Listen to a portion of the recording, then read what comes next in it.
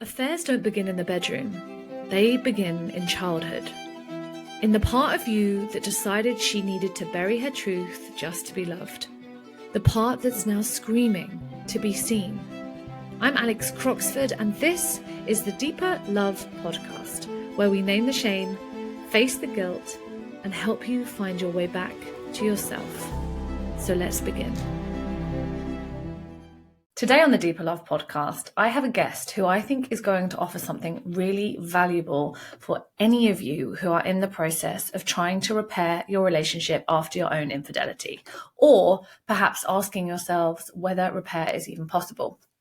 Monica Tanner is a certified relationship coach, host of the Secrets of Happily Ever After podcast, and author of the Amazon best-selling book, Bad Marriage Advice.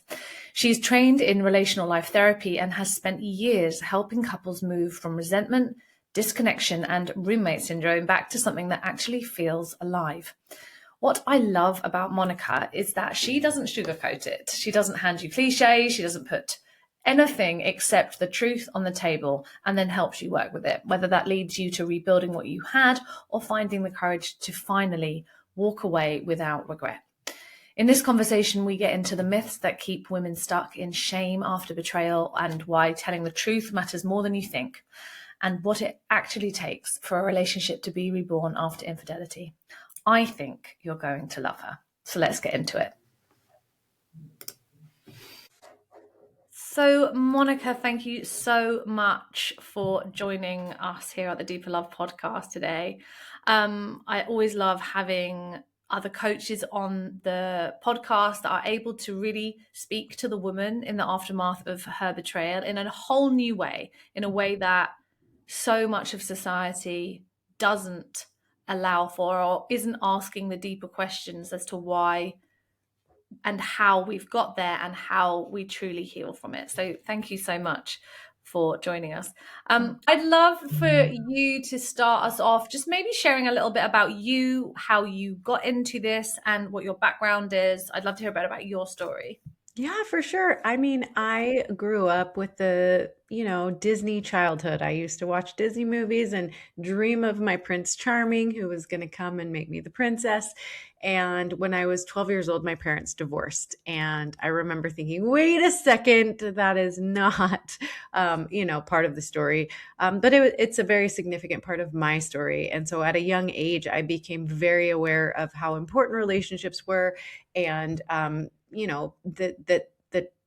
they mattered. And so I started looking around me, and I was very discouraged to find that most people, at least that I had access to, didn't seem very happy in their marriage. They didn't seem to be having a very good time. And I thought, why do we want to do this, right? So what makes couples not only relationships lasting, but also fun and enjoyable, and like take the difficulty out of life versus put it into life. And so that kind of became my work, and my passion was to learn how to help couples love their marriage again. And I realize that life is hard and couples have a lot to face. Especially, I realize this podcast deals with some of the greater challenges of monogamy and commitment.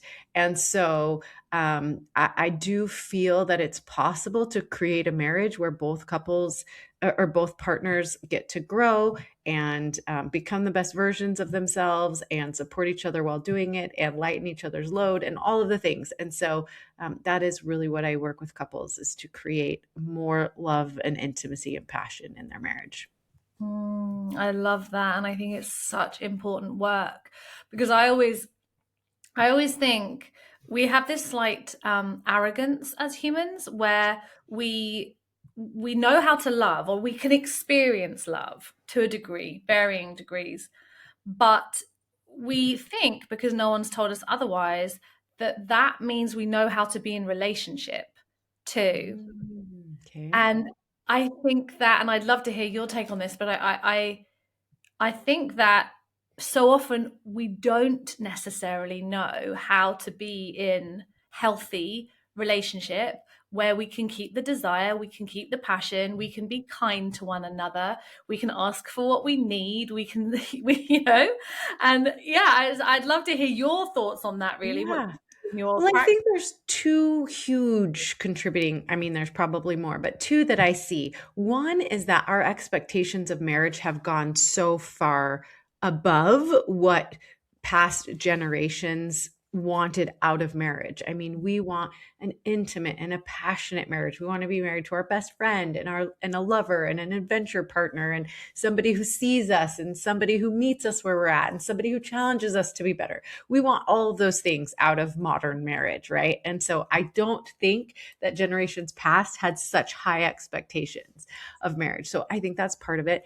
And then I also think that because of that, we don't have great role models for healthy relational skills and blueprints. And so, if we're looking at our parents or grandparents' marriages, while they might have made it or stayed married, I don't know if that was happily, or what we would describe as what we look for or want or desire out of our marriage. And so it requires new skills. We have to learn, just like if you want to get good at a sport or an instrument or something, we've got to be willing to prioritize it, learn the skills, be bad at it before we're good at it, and make the commitment to make our marriage and our partner a priority to us. So yeah, it's a new frontier that learning, teaching, and learning relational skills becomes really important. Yeah, that's such a good point. I think if you look back, yeah, absolutely, at our grandparents, at our parents' relationship. I was lucky to grow up in my parents are still together. They've been married for 50 years. It's kind of a miracle. They run their own business together. I don't know how they've done it, to be honest with you. Yeah. but even beyond that, and I would say they have a happy marriage, there are still lots of skills that I wasn't able to learn because I didn't see. They kept their conflict away from us, which in so many ways is a really good thing. But also, I therefore learned, or I didn't learn, I should say, how to have healthy conflict in a relationship. I thought that you didn't have conflict, that was it, and if you did have conflict, that means that it's over, and Something's you shouldn't wrong. be there. Exactly, there's something wrong. Exactly. So I think this is a really I love the way you put that, like a new frontier in relationships. We're having to learn something different. And isn't it interesting how people will, pick up a hobby in midlife? Like normally they'll become a cycling addict or a Pilates queen, Right. or, golfing. But the thing that really almost always needs more work is our relationships. And that is the thing that we give the least amount of effort and attention, because I think there is this expectation to a degree. And I certainly experienced this in my first marriage. Can't believe I'm someone that talks about her first marriage. But yeah, in my first marriage, I felt like we didn't water the garden. Mm-hmm. We did not water the garden of our marriage. So, and I'd love to hear from you, like, what do you think that it takes to really keep a marriage alive? What are the most important things that you think almost are a non-negotiable in a relationship to keep it Yeah, happy? I mean, I think there are so many factors and reasons why we ignore our relationship. I mean, a lot of us live under that fairy tale that, we get married, we live happily ever after, and we start to experience the stressors of life, which are paying the mortgage and having children and creating businesses or working on a career or whatever that looks like. And so we think, well, we're locked into this relationship. So, we other things need our attention, and that's just not accurate, right? I mean, you're building what the goal is to build an intimate friendship and a passionate partnership, is what I say. And so you have to put value and intention and attention on your marriage. So a lot of times when couples come to me and they're struggling and they don't feel seen and they don't feel like they communicate well and all of these things, I'll ask them, show me your calendar, your to-do list, and your finances, and I'll tell you what you value, right? And so I'm not meaning this literally, but most of them will say that they don't spend time connecting and talking to each other daily. They don't do date nights weekly. They don't go on, yearly or biannual vacations together. And so, yeah, it's really hard to, as you say, water the garden when you're not putting attention, intention, or energy into the relationship. And so a lot of times they don't, because it doesn't go well, right? You start to hit these snags in your relationship where it gets hard. And so you try to communicate with your partner and then it doesn't go well. And then you just go, okay, well, we can't really talk about those things. Like it doesn't go well, right? She gets upset. He gets upset. We clash. We don't agree. We don't know how to work out conflict. And so we just try to walk on eggshells or keep that, or we just generally don't relate to each other anymore because it's gotten too difficult. And what I love to talk about and teach couples, which is it's a relational life concept. I think it actually originated with Ed Tronick in his work with mothers and infants, but it's this idea that all relationships are an endless cycle of harmony, disharmony, and repair. And so where trust and resilience and passion and intimacy is built is in that repair. And you don't get to the repair unless you have disharmony. And so most of us are under this delusion that, like, if we married the right person and they love us enough, there's not going to be, any disharmony, right? Like, what could go wrong? I love this person. They're perfect for me in every way. And so we're just going to build a life and it's going to be so wonderful. And what's the problem? But it's in any relationship, no matter how special it is, you're going to have moments of disharmony because you've got two different humans trying to combine their lives together. And so when you have disharmony, it's important to look at that as an opportunity for growth, an opportunity for connection, an opportunity to strengthen what you have. And so if you're willing to learn the skills of repair, you're giving yourself such the opportunity to build a resilient, trusting, passionate, intimate relationship that we all crave. But you have to be willing to go through those times of disharmony, and it feels hard, but it's so worth it. Yeah. Yes. And I think that is such valuable information. And I see time and time again, talk about disharmony, of course, and going through repair after an affair or infidelity is something that, a lot of people listening to this podcast are probably either going through, have gone through, or are about to have to go through. And I think it's, having been through it myself, was the most challenging year of my life to try and repair after me having confessed to my ex-husband that I had cheated on him. But I would love to hear from you, what you see in couples as they try and repair from infidelity, what patterns you notice, or what people are struggling with the most. What is it that you see come into your office the most?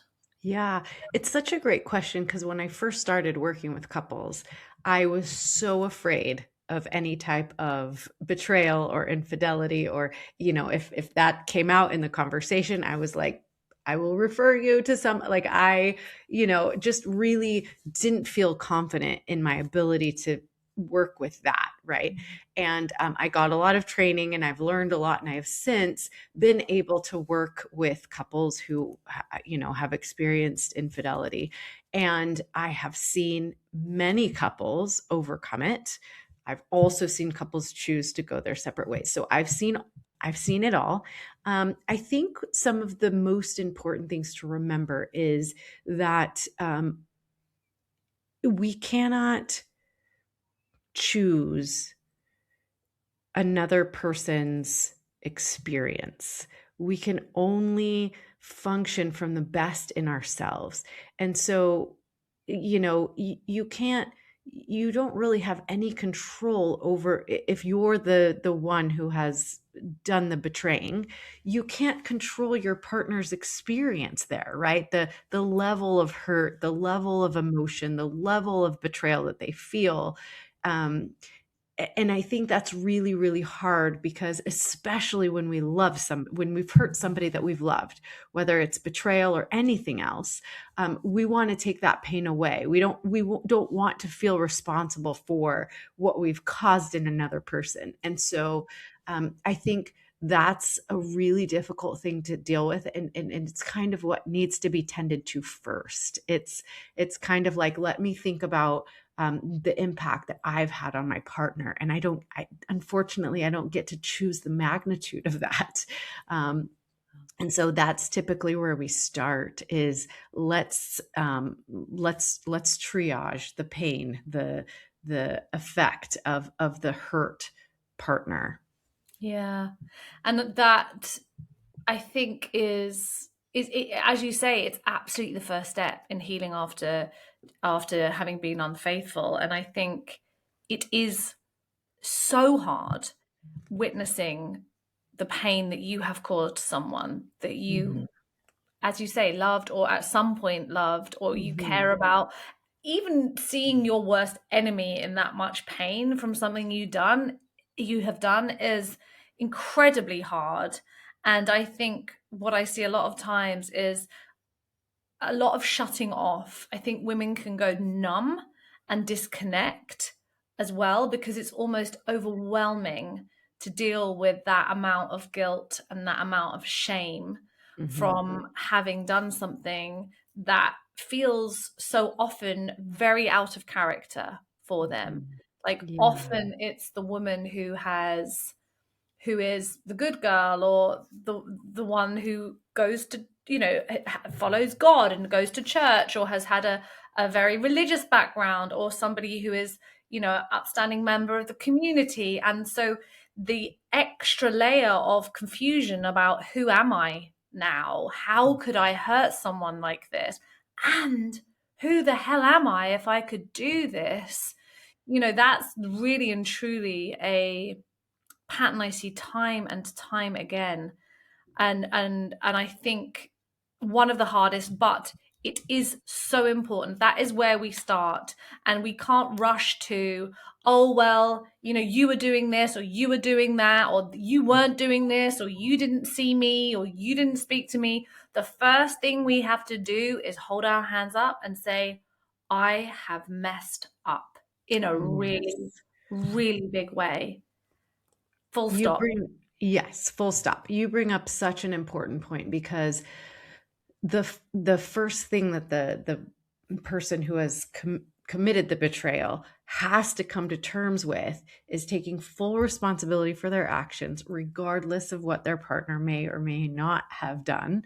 Yeah. So yes, the spouse who has betrayed the other spouse has to take accountability for that, and then decide, which is another difficult thing for us as women, I think, to do, to decide, where do I go from here? Right? In order for the spouse to be able to heal, the betrayal has to stop, right? We can't forgive something that is ongoing. And so if I have, stepped out of the marriage, I have to decide, do I want the marriage? Do I want something different? Can I take responsibility for my impact on my partner? And do I want to fight for what we have had or could possibly rebuild from this? And so before I even ask for forgiveness or, reconnection or anything, I have to take full responsibility for my part and commit to building something, right? And allowing my partner to grieve and feel and all of that. Because, if my choice is to stay with the new partner, or then that's also a great gift to my partner, is to be able to state clearly, I don't know if we can repair from this. I don't know if I want to move forward with you. I want to, go in this direction. Then obviously the other partner is still going to have to heal. You still have to deal with the backlash of that. But like, I think the partner who steps out on the marriage has to decide, what do they actually want? Do they want to reconcile, or do they want to move away in a different direction? Either choice is fine, but they have to be willing to make it and allow their partner then to react and respond and have whatever emotional response that they have. Yeah, that is such an important point to make, because I think a lot of the time, women that I meet, a lot of the time, the husbands actually want to make it work. I would say a majority of the women that come into my world, there are definitely some that don't. This is not a blanket, but I see a lot of times the husbands do want to make it work. And I think there is a part of a woman staying in the marriage out of guilt Mhm. and not wanting to cause more harm. Mhm. And unfortunately, that might seem the easiest, right? And let's just clarify how hard it is to actually separate and go through a divorce. Like, this is not an easy decision to make. I took a year of trying to work it through with my ex-husband before we finally decided to go our separate ways. And that was the hardest decision I've ever had to make, and I didn't have children. So I understand how hard that decision is.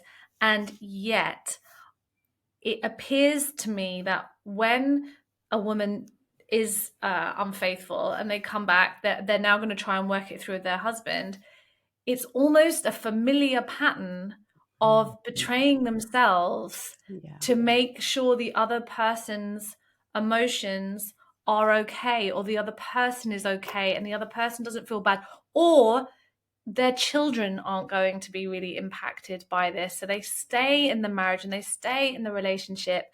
And I can't help but but see the same pattern that has been happening for years, which probably led to the marriage ending in the affair in the first place, still playing out over and over again.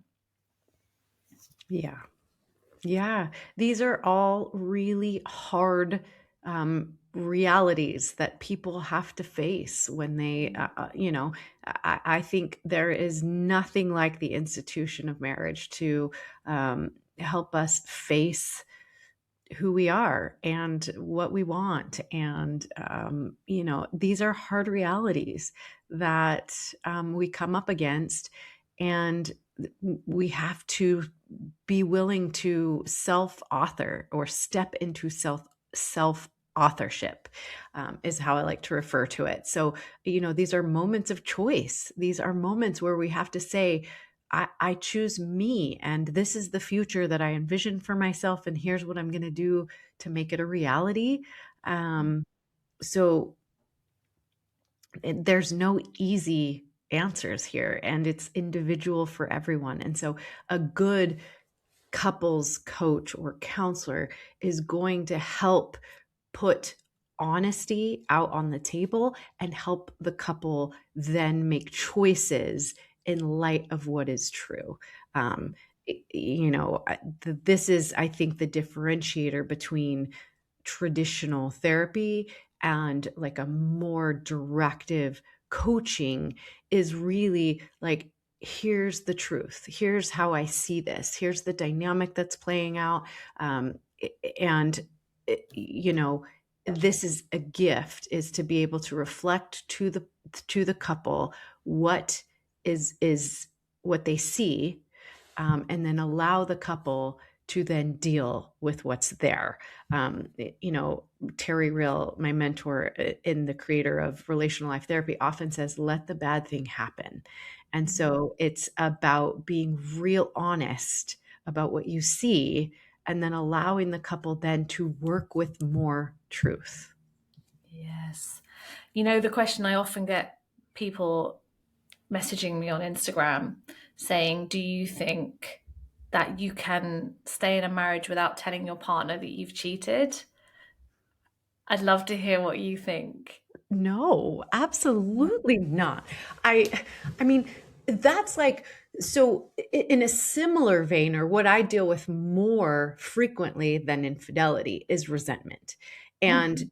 of course you can stay with a resentful partner, but you will feel that in every aspect of the relationship. You cannot hide it. You might be not stating it clearly, but it is not hidden. We track each other as human beings.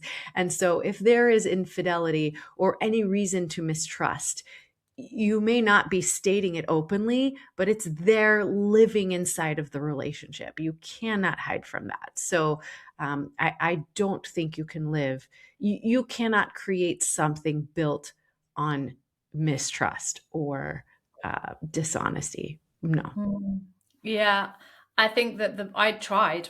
I mean, I tried for 2 years to not tell my husband or my ex-husband, and I could feel how much it was eating me alive, literally Mhm. eating me alive Mhm. from the inside out. And the whole time I was, a smile on my face, masking what was going on internally. And I think to completely turn that off, that part of you that has the feelings of guilt or shame or fear or, I mean, so many different grief, even because a lot of times women are grieving their affair. I mean, Mhm. I really truly believe they're grieving how they felt in the affair. Mhm. Is, now we're coming back into the marriage and we're having to pretend none of that exists.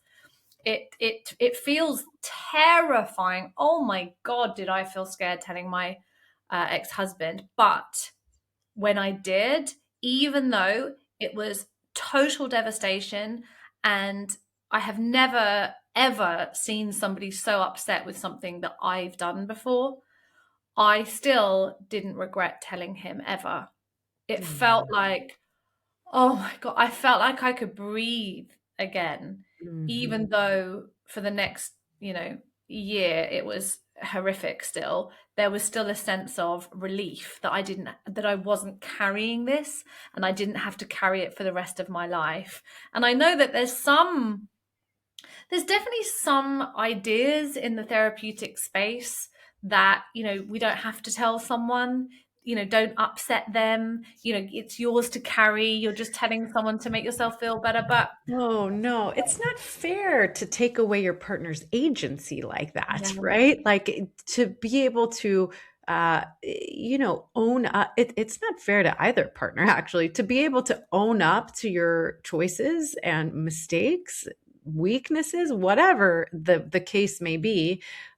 You might see it as a strength, whatever, but to not put that on the table and allow your partner their agency to choose. It is, we all value our agency. And so, as adults, especially, to take away your partner's agency like that, you will live the consequences of that, whether you know it or not, right? And so, you're not being in integrity with yourself or the relationship if you're hiding something like that from your partner. yeah. And that was one of the biggest reasons I ended up actually confessing to him. Was I thought to myself, it is not fair for him to not know really and truly who he's married. Like, I Mhm. am Right, hiding right. and really hiding this huge thing that I have done. Mhm. And now he doesn't get any choice about whether or not he wants to stay with me Yeah, based on that knowledge. right. And so yeah, I have, I've danced around the edge of this because I don't know, every situation is different, but I have to say I agree with you. And I Yeah. think that if you want to live a life with a deeply connected love, you won't find it if you keep a secret. like Right. this. And not to mention the fact that you won't ever feel chosen because you know you're hiding such a big part of yourself. And Yeah. so even if your husband loves you and shows you love and care and all of these things, you'll know that he's not really choosing you and all of you, which is such a healing. Now, I will tell you on the other side of this, it's a very, very healing um, part of when you have a partner who chooses the partner who's had an affair regardless, right? So yeah, I mean, you're really stealing so much from both sides when you keep something like this from each other. Yeah. The protector of not wanting to be seen in all of your messiness is so strong, and yet it will completely block you from what it is that you truly desire, which Mm, was probably right. to feel seen by your partner in the first place. Mhm. Yep. And so it's a Beautifully self, said. yeah, it's like a self-fulfilling prophecy, the pattern of hiding ourselves in order to be Mhm. loved for the mask that we wear is now perpetuated even deeper. The mask has had to get thicker, and oh my god, I know how terrifying it is. I know how not easy this is, and I would say for anyone that is listening that's in this situation, the one thing that I wish I had done before I told my ex-husband was spoke to a couples therapist to Mm, understand the best way of doing this, because I think I could have done it in a less traumatic way than I did. So I want to put that out there. If you're listening to this and you haven't told your partner yet, get some advice before you do it on how to do this. I'm sure you can reach out to Monica after this and she would help you with that.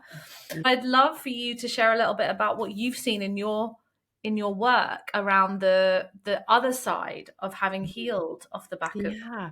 Well, infidelity. what I know to be true is for a couple to move on from any type of betrayal is that the old relationship has to die. But not only that, both partners have to be able to lay it to rest and choose into something different. And that is what, as someone who's had the opportunity to walk couples through this, is so beautiful when both partners say, I'm willing to leave behind that old version and work with you to create something more honest, something more intimate, something that we both really want. And so I love, there's a quote by Esther Perel where she says, many of us will experience multiple relationships in our lifetime, some of us with the same person. But that is real when there's been a betrayal like that. Both partners have to choose to leave that in the past, to lie that to rest, to do all of the work that is required to be able to lay that to rest, and then choose to move forward as a couple to create something better. And it is a very spiritual process. It's beautiful to be able to be a part of it. I feel so honored to be able to have walked that path with a couple. It just feels so, yeah, like I said, spiritual. It really is like a rebirth or a recreation of something very special. And like I said, what's really hard about that is we don't get to choose what our partner does. We can only manage our part of that co-creation. And so we can be, decidedly, we're going to change, we're going to be different, we're going to put this to rest, but we cannot choose what our partner does. And so it is a very beautiful process to witness both partners stepping more fully into a relationship where they know they can't control their partner. Yeah. I think that was one of the things I really saw at the end of my marriage was we weren't going to get through it. Like we weren't he felt like he didn't love me anymore. He didn't blame me for the end of our marriage. By the end of it, he felt that he could see the underlying pattern a lack of emotional intimacy in our marriage was probably one of the roots Mm. of me looking elsewhere. I mean, there were lots of other roots going on, but I think that it is a terrifying decision to have to make when somebody else isn't making it either. Like, you have to be the one to say, you know what, I'm going to call time on this. And we Mhm. don't necessarily know when that's going to be. We don't know, do I stay for another 3 years and see if this changes? Or do I take a risk and I choose myself now after a year and we still haven't found our way through? And I do wish that everybody did was try to have support in this, because I think a Mhm. lot of couples try to get through this on their own, and I honestly don't know how. I have got people I know who have got through this without having had couples therapy, but I see it time and time again with the women that come into my world who are, very much want to fix themselves in inverted commas because they think that there's something wrong with them, whereas the partner isn't willing to really give it a go looking at themselves, or see a couples therapist. And a lot of times I see that they've been to a couples therapist and they felt like it's not really got them anywhere, or they feel like they're in the same place. Yeah.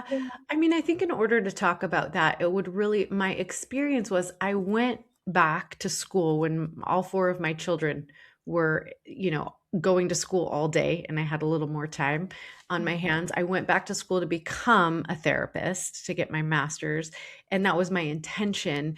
But I was really disillusioned. One of the very first classes I took was that we were supposed to interview several therapists, and I got into this process, and many of them, their success rate was really low. Like, they're like, yeah, I mean, I work with couples, I sit with them. Most often it doesn't really do anything for them, they choose to break up anyways. And so I was like, oh, well, that's so disappointing. Like, I don't, and so I actually took a time out. I dropped out of the program, and it wasn't, and I decided to go into coaching. I decided more than anything, I wanted to work with couples as like oil changes, maintenance. Like, how do we keep couples from getting to this dire space? And so I told you, in the beginning, when I first started working with couples, if they came to me with any big problem, like they were actually considering divorce, like there had been some sort of betrayal, like really, if they were dealing with anything major, I was like, and I'm out of my league. Like, but I realized if I actually wanted to help people, that I needed to get some skills. I needed to get more comfortable and confident working with people that were actually at a crossroads. And while I've seen some beautiful, beautiful reconnection, and couples who have decided to work on the marriage, really put their intention behind it, and move on to create or co-create beautiful relationships, I have also seen couples who have decided that they are ready to move in, a different direction and go on their way. But I think the difference in relational life therapy versus traditional, some modalities of therapy. I mean, I think there are some fantastic therapists out there, and I am friends with them, and I'm happy to give referrals to really good therapists. But I would say in the training that I have, we see a lot of couples on the brink of divorce, and we help them see very clearly, again, putting a lot of honesty out there on the table. I think the more honesty you can put out there for the couple to look at, to deal with, and to face, then they get to make choices. And so if the couple decides to work together, move on, and create something really special, that's amazing. But also to be able to help couples separate without regret, without thinking like, is there more that I could have done? Was it me? Was it them? Like, what was the problem here? Typically, if I feel like if I've done my job well, they have looked at the realities of what the two of them have both brought into the marriage, what the work would be to, kind of work on that. And, do we feel like, here's a concept in relational life therapy that I love. It's called relational reckoning. And it's where I have a couple will look at, they basically will put on a piece of paper, and it's kind of like pros and cons, but it's, is there enough good here to mourn what I'm not getting? And it's really important that both partners do this, because relationships aren't perfect. People aren't perfect. I mean, you're creating something imperfect with somebody who's imperfect, as you are imperfect yourself. And so a lot of times what I see couples do, and that these are the couples who do really well in coaching with me, is they recognize that they'll take a small disappointment and create something huge out of it. So my partner doesn't help around the house as much as I want them to. And so then I build a case for them. This is a very human thing to do.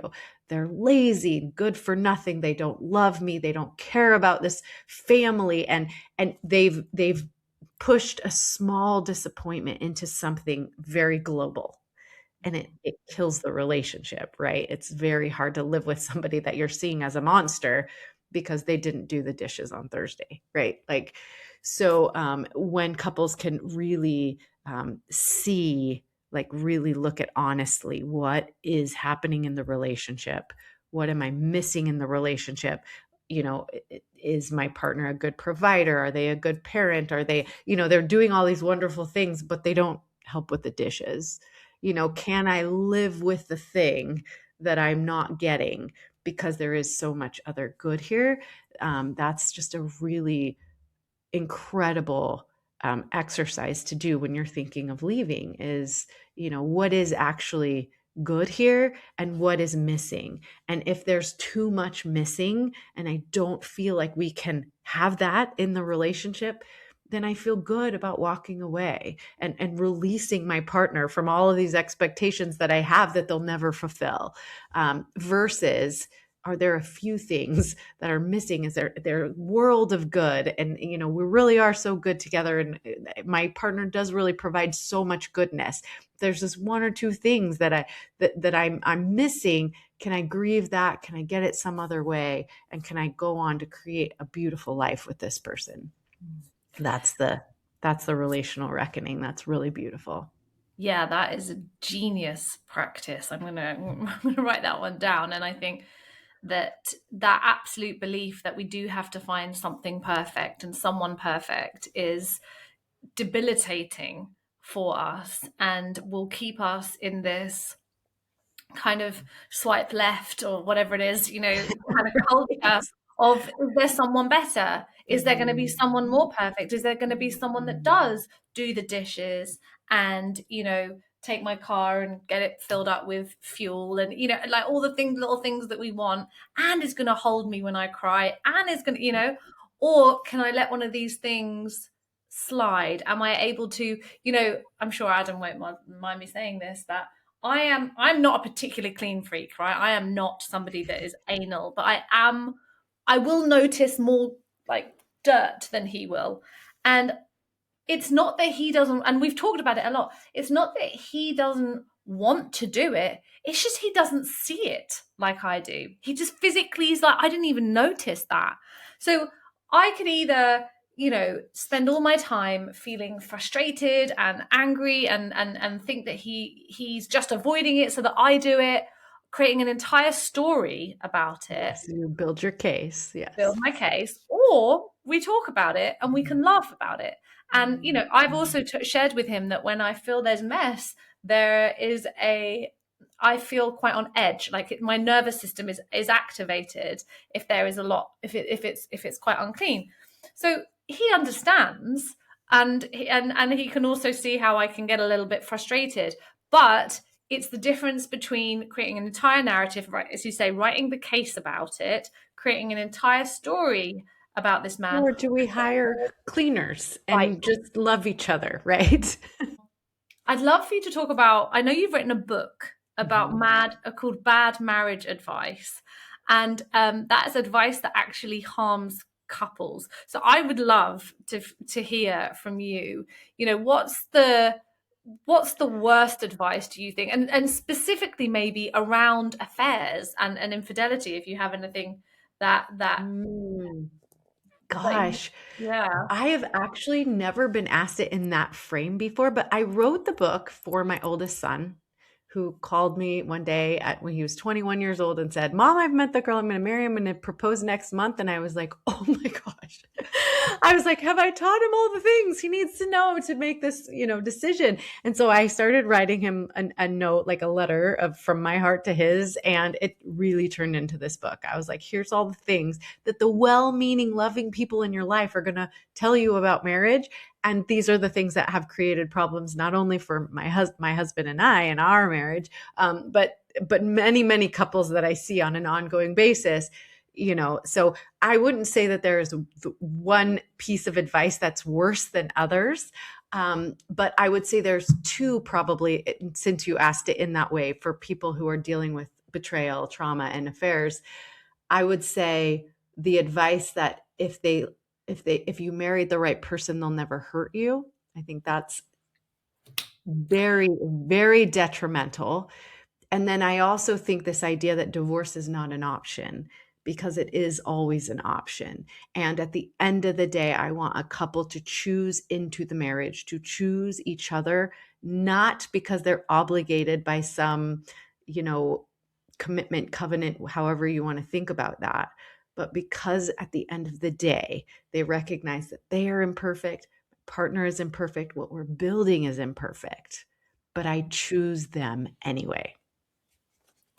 Yes. Oh, the first one that you said around, what was the first? Remind me what the first one Yeah, was. if you married the right person, they'll never hurt you.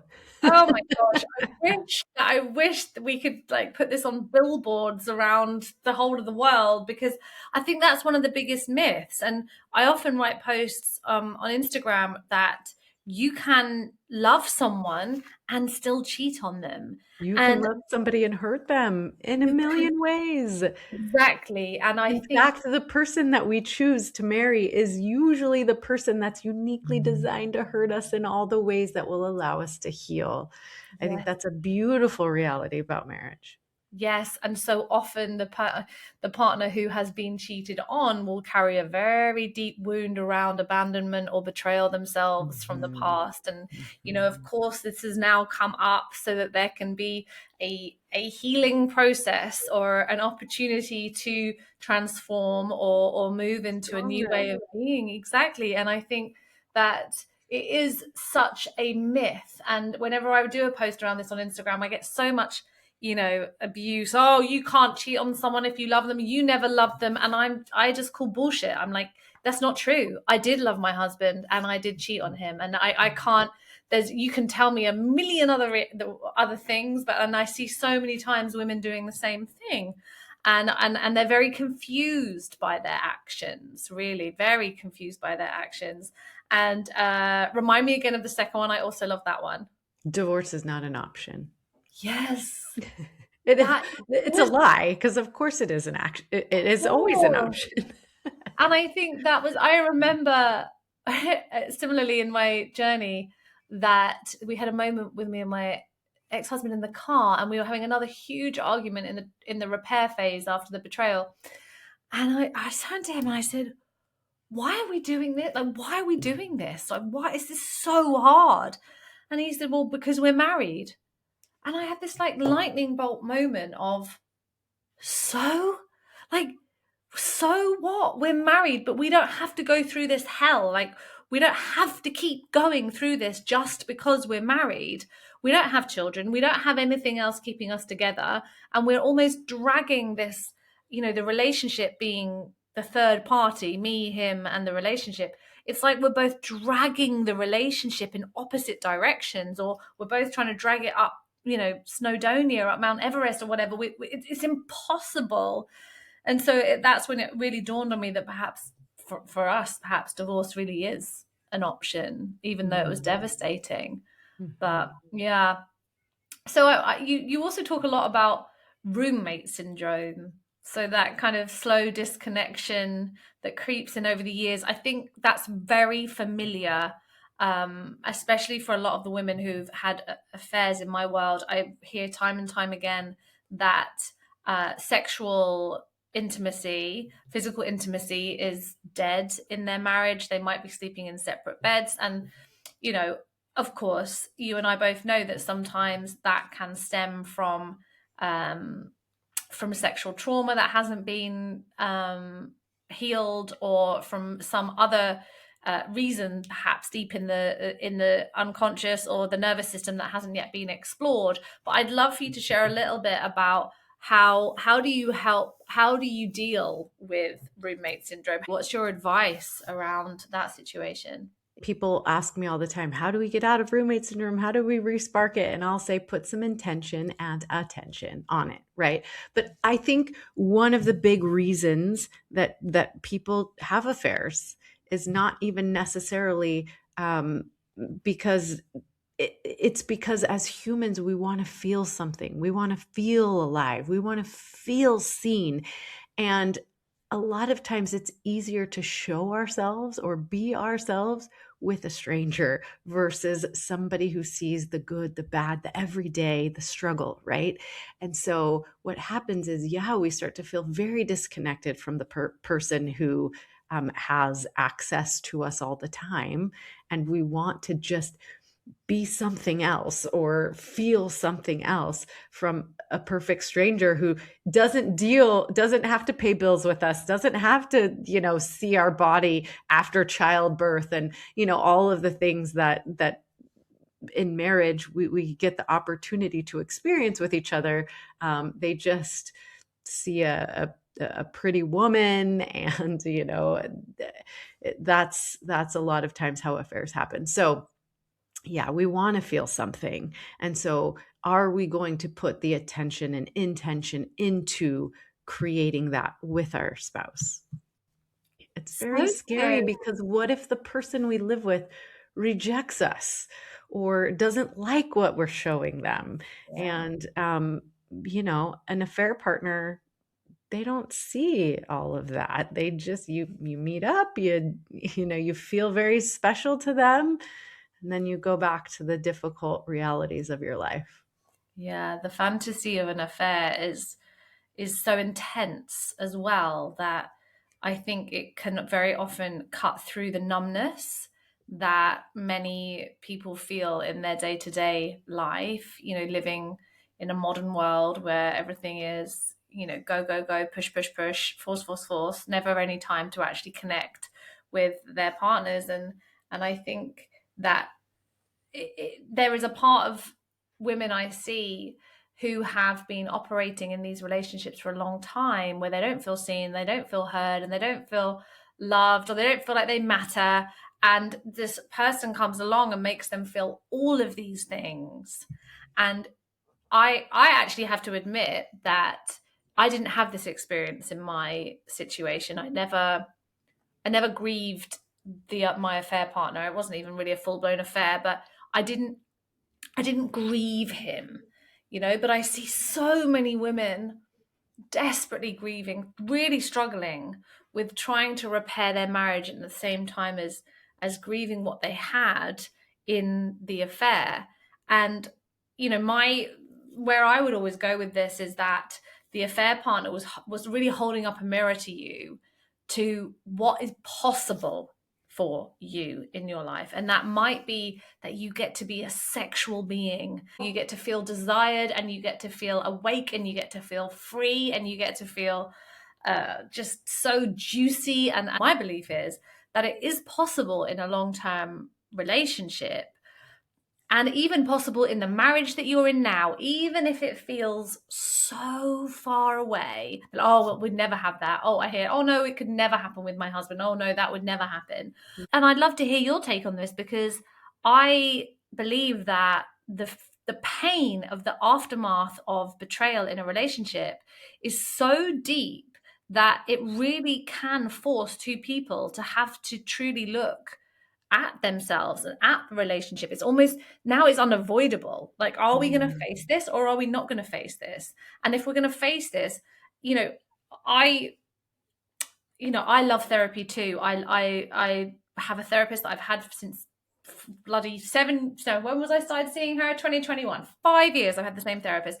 I love her, but I think that in order to start to really use the pain of the affair as some part of an awakening, and not necessarily spiritually, but an awakening to yourself, an awakening Mhm. to your needs and your wants and your desires, and an awakening to more love and to deeper intimacy, we have to get out of just the mind. We have to get out of just understanding, because Mhm. you touched on earlier, which is um, the root of all the work that I do, which is we choose a partner who will activate the wounds of the past so that they can come up to be healed.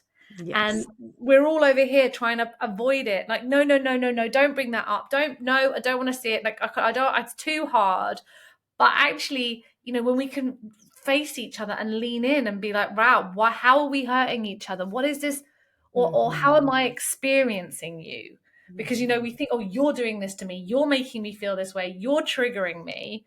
And Mhm. yet then they're not. You are triggered by what's happening in front of you. But that's the window, right? That's the doorway into whatever it is that's underneath, that's been running the show up until now. Mhm. It's so interesting, Alex, because I don't know if you have this experience as I do. However, a lot of times I'll have a couple come in where the betrayed partner is very turned on by the betrayal. Does that happen to you? Do you see that very often? You know what? I haven't seen that in any of my clients. No. Is it out of Because interest? you're dealing mostly with the woman who is the betrayer. Yes. But a lot of times on both sides, man or wife, the one who is betrayed, who has been betrayed, they often feel very turned on by this whole thing because it makes them aware of something that they kind of turn themselves off to in their spouse. Like, oh, wow, my spouse does have sexual desire or sexual prowess, or, they are desired by somebody. And what have I been missing? Right.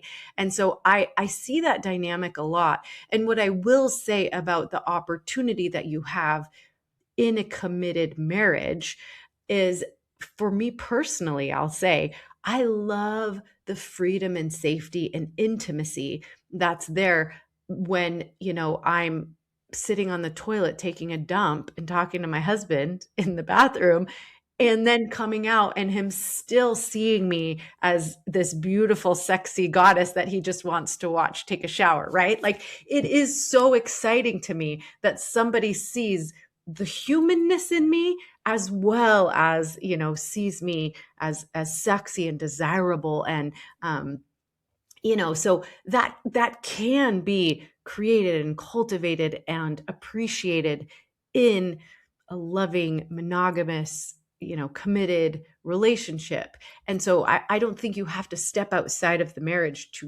to experience that, but you have to be willing to appreciate what you have. And so the reason I brought up that first part about, a lot of times what happens is we get turned off to each other because of the regular day to day, seeing your partner, you know, go to the bathroom and shave their legs and, do all these things that they're not exciting to you anymore. They're just this person that you have full access to because you live with them. And so I think that when you do really honor yourself, right? Like, I'll tell you, for me, when I see my husband do something kind of out of the ordinary, or, when I see him in his element, when I see him working with clients, or no, he doesn't have clients, but when I see him in his work environment, right? Or when I see him, doing something really cool with our children, or, the way he navigates his family of origin, right? I just get so like, oh, wow, like he has these talents that, maybe I've underappreciated or I haven't noticed, right? And so I think same him for me, right? He sees me every day. He sees me fresh out of the shower, taking my makeup off or whatever. So he sees that side of me. But then he also sees me like speaking on stage out of my comfort zone, doing something, writing a book and promoting it, and, like doing something that like he goes, oh, wow, like that's sexy, right? And so we all have these dichotomies within us. And so if we can really start to appreciate our spouse or our partner as a whole human with like, human tendencies, but also like superhuman abilities as well, capacities. I think we can start to like really channel that like eroticism, that sexual energy, that passion. Um, I know for me and my husband, when we disagree about things, I'm like, ooh, that's kind of hot, right? Like, I'm glad he doesn't see the world exactly the way I do. And I love that we can navigate that together. I often say our differences create a lot of passion in our marriage, but navigating those differences together creates the intimacy that we share. And so, we are so multifaceted, all of us. We have different interests and positions and experiences and wounds and talents, right? And so if we can see, we can look at different aspects of our partner, we can learn to appreciate that. I think that's awesome. Like that builds respect and friendship and love and passion and intimacy, and that's what we all want. I was actually saying to Adam the other day, we were talking about getting a couple over for some dinner. We've just moved into a nicer house, and we we're talking about getting a couple over. And he was like, "Why is it that women, want to hang out with like couples so much more? Like the men aren't so bothered, but it's always the women that are doing it." And I was like, "Well, to be honest, babe, like I actually love seeing you around other people Yeah. because I love seeing you." Talk to other people. I love hearing what they're going to ask you and what you're going to respond, and I love to see you get a bit dressed up, and I love to, just it kind of lets me admire you through a different Right. lens and through different eyes, which we don't just get when it's just me and him at home together or with our families of origin. So I think, yeah, it's almost like taking the couple into another environment where you're going to be surrounded by different kinds of people or and I also want to mention on the differences that we have in our relationships, because I think that's another thing that so many of us, and I will say me included, struggled with for a long time, was that I didn't realize, everybody is born into their own fishbowl. They're born, and as they're born, they're literally given a pair of glasses, and they put the glasses on, and then that's how they see the world, based on how their parents see the world, based on the religion they're born into, the color of their skin, the country they're born into, their socioeconomic class, their you know their sexuality, their gender. And we don't realize these lenses that we've got on, and we wear our lenses these entire life, and we expect everyone else to see the world through the same lenses that we're wearing, as though they're the only way to see the world, and I'm right and you're wrong, and that's that. And I think that is also a huge part of transformation in relationships, where you start to realize, I will never see the world in the same way that you do, and you will never see the world in the same way that I do. And thank God, because it would be really fucking boring if you did. Right. You know what? The way I describe that is, if people like that, right? Who like just, they are only willing to see it their way and they will not accept any other perspectives. Those people get stuck looking at the ass of an elephant their entire lives, right? It's like, if you're willing to be in a relationship with somebody who sees the world differently, they could be seeing the side or the front of this magnificent animal, right? And so if you will allow for their perspective, if you will allow for their point of view, then you get a vision of this majestic animal. But if you are not allow anyone else's perspective to color your own, glasses, then you just get to look at the ass of an elephant. Like, Yeah. there's nothing else. And so I think there's a lot of beauty in having a relationship, not only with your spouse, but with friends and children and all different walks of life, is being able to accept their perspective as not bad or wrong, but just different. Like, show me what you're seeing. How do you see this? And the differences allow you to see so much more than what you, again, are born into with this pair of glasses that just give you this very small slice of what is possible. And I think this is where we need to have a lot more compassion and understanding for our partners, even in the midst of them healing in a betrayal, situation, as you said right at the top, we can't control how our partner is going to feel about this. We can't control how long they're going to take to heal from it. And however frustrating that is, we also don't have to sit around for years being the one that is in the wrong and is bad and is the one who is villainized and be abused and be called names. And just because you're not just because you can't control how your partner is going to react and how they're going to feel about it, it doesn't mean that you have to betray yourself further and stay in a relationship that is abusive or does turn abusive off the back of Yes. this. And Yes. not just stay out of obligation, right? Yes, I think my work as a practitioner with couples is, if they choose to remain in the relationship, I want them to have all of the resources they need to create something really beautiful. And if they choose to leave and go their separate ways, I want them to do so without regrets, like knowing that that was the right thing for them. So it is a tricky line, and you can't be more ambitious than your clients. They have to choose, and they have to want what they choose. And so that is how I feel like I support couples, is I help them get all of the honesty on the table, let the bad thing happen, and then support their choices. Yeah. Well, Monica, I thank you so much for bringing this here. It has been absolutely majestic to talk to you about healing after betrayal in such a way, and how to keep a relationship thriving even once we've lost the spark. So I would love for you to share with my audience how they can find you, how they can work with you, because I'm sure there's lots of people listening thinking, oh my gosh, I need Monica in my life. So. Well, thank you. You can find everything about me on my website, monicatanner.com. There you can find free resources like my podcast, my social media content, things like that, as well as how to work with me, just there at monicatanner.com. Thank you so much, Monica. I'm really, really thoroughly enjoyed this conversation, and I hope that our paths will cross again in the future. Thank you for listening to the Deeper Love podcast. If today's episode spoke to you, hit subscribe so you don't miss the next one. And if you're ready to go deeper, you'll find all the ways to work with me in the show notes. Until next time.